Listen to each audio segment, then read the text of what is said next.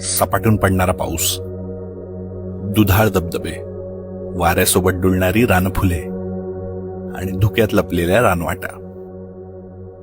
महाराष्ट्र भारत नव्हे तर जगातल्या प्रमुख जैवविविधतेच्या ठिकाणांपैकी एक. आम्हा रायडर्सचा लाडका घाट, दी वेटलँड ऑफ महाराष्ट्र, आंबोली. ढग जणू इथं जमिनीवर उतरलेत. संपूर्ण दरी धुक्याच्या दुलईनं लपेटून गेलीय.